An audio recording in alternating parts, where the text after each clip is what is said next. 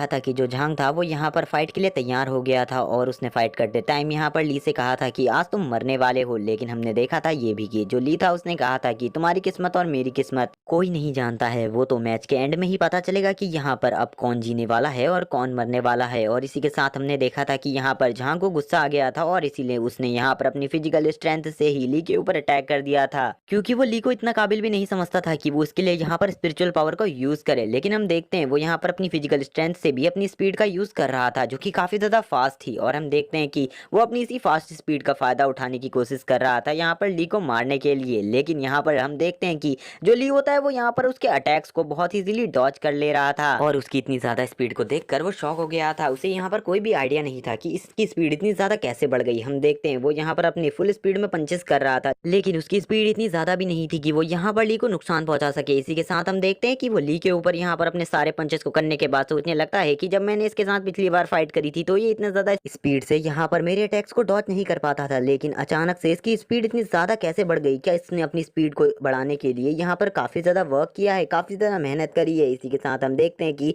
जो ली होता है वो उससे काफी ज्यादा दूर चला जाता है। तो यहाँ पर जो झांग होता है वो बोलता है कि तुम डरपोक हो, तुम मुझसे बचने की कोशिश क्यों कर रहे हो, अगर तुम्हारे अंदर हिम्मत है तो मेरे साथ फाइट करो। इसी के साथ हम देखते हैं सभी लोग यहाँ पर कहने लगते हैं कि हाँ तुम्हें यहाँ पर झांग जियान के साथ फाइट करनी चाहिए, ना कि उसके अटैक्स को डॉज करना चाहिए, तुम डरपोक हो। हम देखते हैं इसी के साथ सभी लोग उसका मजाक उड़ाने लगते हैं। तभी यहाँ पर जो ली होता है वो यहाँ पर उन सभी के जवाब में कहता है कि अगर उसकी स्पीड इतनी ज्यादा स्लो है तो यहाँ पर इसके लिए मैं क्या कर सकता हूँ, उसके रिफ्लेक्सेस काफी ज्यादा कमजोर हैं, उसको अपने रिफ्लेक्सेस को और ज्यादा फास्ट करना चाहिए। इसी के साथ हम झांग को देख पाते हैं। जो झांग होता है वो बोलता है कि मैं एक मार्शल आर्ट लेवल 4 का वॉरियर हूँ, तुम्हारी हिम्मत कैसी हुई मेरे साथ ऐसी बकवास करने की। और हम देखते हैं वो बोलता है कि मैं तुम्हारे ऊपर अपना बारबेरियन फिश यूज करने वाला हूँ। इसी के साथ सभी लोग कहने लगते हैं कि अब ली यहाँ पर बिल्कुल भी नहीं बचने वाला, वो इस फिस्ट के साथ ही मारा जाएगा। हम देख पाते हैं तभी जो यहाँ पर झांग होता है वो यहाँ पर कहता है कि आज तुम्हारी मौत मेरे हाथों से पक्की है। इसी के साथ वो अपने इस पंच को यहाँ पर जो ली था उसके पेट में मार देता है। और हम देखते हैं कि जो ली होता है वो इस पंच के लगने के बाद वहां पर शांति से खड़ा रहता है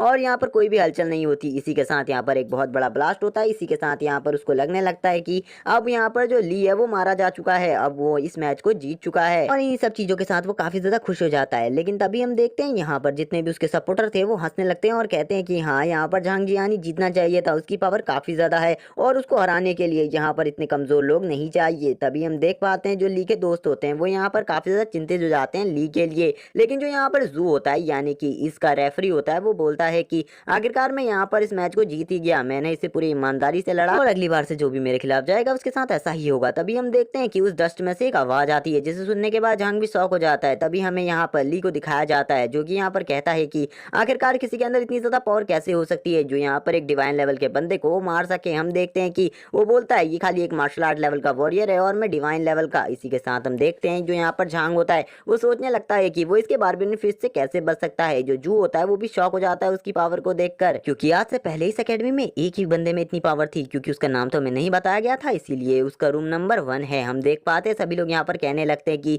वो इस फिस्ट के लगने के बाद भी जिंदा रहा है, यानी कि उसकी पावर और ज्यादा है। हम देखते हैं जो ली होता है वो यहाँ पर कहता है कि अब मेरी बारी है, अब मैं तुम्हें यहाँ पर एक अच्छा सबक सिखाने वाला हूँ। इसी के साथ वो यहाँ पर ये भी बताता है कि जो इस बार मैं तुम्हारे ऊपर पंच मारने वाला हूँ इसमें मैं खाली अपनी 50% पावर ही यूज कर रहा हूँ, मैं यहाँ पर तुम्हारे ऊपर अपनी फुल पावर का भी यूज नहीं करने वाला हूँ। और इसी के साथ हम देखते हैं कि वो उस पंच को उसकी बॉडी में मार देता है। हम देखते हैं कि जैसे ही वो पंच उसको लगता है तो उसके मुंह से चीख निकल जाती है। हम देखते हैं कि उसके इस पंच में इतनी ज्यादा पावर थी कि वो जब उसे एक पंच मारता है तो यहाँ पर उसके मुंह की हालत खराब हो जाती है। और हम देखते हैं कि वो यहाँ पर काफी ज्यादा दूर जाकर एक चट्टान में जाकर गिर जाता है। और इसी के साथ हम देखते हैं कि उसकी इस एक ही फिस्ट में यहाँ पर डेथ भी हो जाती है। और हम देखते हैं यहाँ पर अब उसकी हालत काफी ज्यादा खराब थी। और ये सब देखने के बाद यहाँ पर सभी लोग शॉक हो जाते हैं और वो यहाँ पर ये नहीं समझ पाते कि जो झांग है वो एक ही फिस्ट में कैसे मरा, क्योंकि जो ली है वो यहाँ पर इतना ज्यादा पावरफुल कैसे हो गया कि वो झांग को हरा सके। लेकिन उनको यहाँ पर उसके रियल लेवल के बारे में कुछ भी नहीं पता था। सभी लोग अब यहाँ पर उससे डरने लगते हैं और कहते हैं कि आखिरकार ये झांग को कैसे हरा सकता है, एक रिच फैमिली के बच्चे को यहाँ पर एक पुअर फैमिली का बच्चा कैसे हरा सकता है। इसी के साथ हम देखते हैं कि जो ली होता है वो यहाँ पर अपना ऑरा रिलीज करता है। इसी के साथ हम देखते हैं वो अपने दोस्तों को यहाँ पर अपने पास बुलाने लगता है, क्योंकि जो उसके दोस्त थे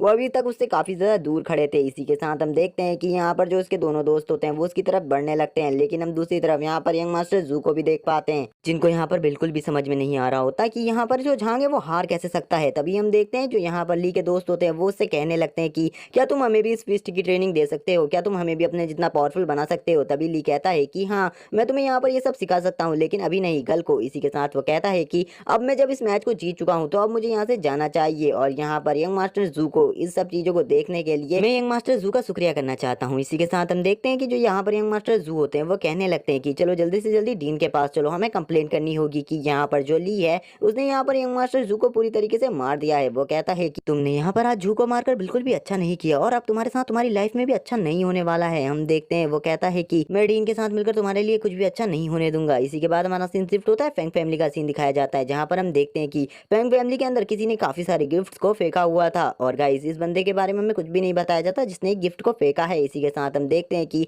जो यहाँ पर इस फैमिली के पैटेज होते हैं यानी कि यंग मास्टर फैंग, वो बोलते हैं कि इतने सारे गिफ्ट को लाने की हिम्मत किसकी हुई। तभी यहाँ पर कोई बताता है कि इसे वही लाया है, यानी कि जो यहाँ पर मिस यून से प्यार करता है, आई मीन मिस यूनर से प्यार करता है। हम देखते हैं मिस यूनर कहने लगती है कि क्या सही में ये गिफ्ट वही लेकर आया है। यहाँ पर हम देखते हैं मिस यूनर पढ़ती है और कहती है कि इसमें साफ साफ लिखा हुआ है कि यहाँ पर 4 साल बाद मैं जल्द ही लौटने वाला हूँ तुम्हारे लिए। हम देखते हैं वो इस लेटर को पढ़ने के बाद काफी ज्यादा शॉक हो गई थी। इसी के साथ हम यहाँ पर मास्टर फैंग को देख पाते हैं जो कि कहने लगते हैं कि मुझे ये भी नहीं पता कि अभी यहाँ पर जो ली है उसका हाल कैसा चल रहा है एकेडमी में, और यहाँ पर अभी इस बंदे ने भी यहाँ पर एक और टेंशन की बात छोड़ दी है, लेकिन बेटी तुम्हें चिंता करने की कोई जरूरत नहीं है। इसी के साथ हमारा सीन शिफ्ट होता है और हम देखते हैं कि जो ली के दोस्त होते हैं वो ली से कहते हैं अब हमें यहाँ से चलना होगा, हमें यहाँ से भागना होगा। तभी यहाँ पर दूसरा दोस्त यानी कि वान बोलता है कि हम यहाँ से क्यों भागे, अगर हम यहाँ से भागेंगे तो पक्का यहाँ पर हमारी बदनामी होगी। तभी ली उठता है और कहता है कि हम यहाँ पर बिल्कुल भी नहीं भागने वाले, क्योंकि हम उनका सामना करना चाहते हैं। मैं भी यहाँ पर डीन को देखना चाहता हूँ वो क्या कहता है। इसी के साथ वो अपने दोस्तों से कहता है तुम यहाँ से निकल जाओ, लेकिन उसके दोनों दोस्त कहने लगते हैं कि हम यहाँ पर एक ही क्लैन से आए हुए हैं और एक एकेडमी से भी आए हुए हैं, इसीलिए हम लोगों को यहाँ पर एक साथ रहना होगा, और अगर हम लोग एक साथ नहीं हुए तो पक्का आज हमारे साथ बहुत बुरा होगा। इसी के साथ हम देख पाते हैं जो ली होता है वो कहने लगता है कि तो ठीक है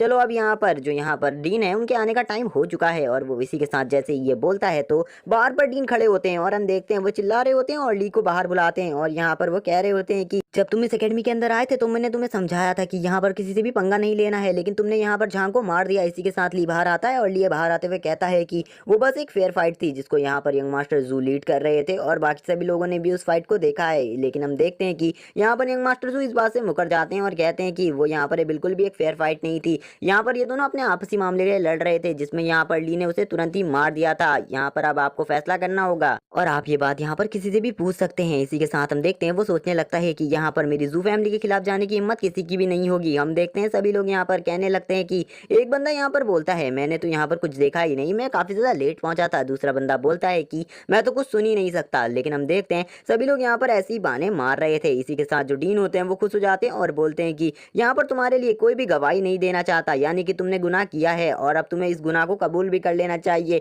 इसके लिए तुम्हें मौत से भी बड़ी सजा मिलेगी। तभी यहाँ पर उसके दोनों दोस्त आ जाते हैं। दोनों दोस्त बोलते हैं कि यहाँ पर उसके लिए गवाही देने के लिए तैयार हैं, हम लोगों ने साफ साफ देखा था वो एक फेयर फाइट थी। लेकिन हम देखते हैं तभी जो यहाँ पर डीन होते हैं वो अपने बात को पलटते हुए कहते हैं कि तुम सभी एक ही फैमिली से हो और तुम यहाँ पर सभी लोग एक ही जगह से आए हुए हो, इसीलिए तुम सभी यहाँ पर एक दूसरे को बचाने की कोशिश कर रहे हो, क्या मैं इसे नहीं जानता। जिसके बाद हमें यहाँ पर जो झांग था उसके फादर को दिखाया जाता है और हमें पता चलता है कि उसके फादर का नाम झांग यान है और उसके ब्रदर का नाम झांग जियान है। और हम देखते हैं उसके फादर कहने लगते हैं कि यहाँ पर कौन है जिसने मेरे बेटे को मारा है, मैं उसे अभी मारना चाहता हूँ। उससे वो कहने लगते हैं डीन से कि तुमने अभी तक उसे अरेस्ट क्यों नहीं किया है। उसका बेटा यहाँ पर बोलता है कि मैं अभी इसके साथ एक फेयर फाइट करना चाहता हूँ और इसे यहीं पर मारना चाहता हूँ। इसी के साथ यहाँ पर यंग मास्टर जू कहने लगते हैं कि हाँ इसे सजा मिलनी चाहिए, इसे बहुत बुरी सजा मिलनी चाहिए क्योंकि इसने मेरे दोस्त को मेरी ही आंखों के सामने मार दिया था, अब इसे पकड़ लिया जाए। इसी के साथ हम देखते हैं कि सभी लोग उसको घेरने लगते हैं चारों तरफ से और हम देखते हैं वो उसको भागने का भी मौका नहीं देना चाहते थे, वो सभी मिलकर यहाँ पर उसे मारना चाहते थे। लेकिन जो ली था वो यहाँ पर भागने की बिल्कुल भी कोशिश नहीं करता। इसी के साथ वो यहाँ पर एक और बात बोलता है, ये वो बोलता है कि मुझे इस वर्ल्ड में आकर एक बात तो पता चल गई है कि यहाँ पर कोई भी सच बोलने वाले पर यकीन नहीं करता, सब यहाँ पर पैसे से यकीन करते हैं,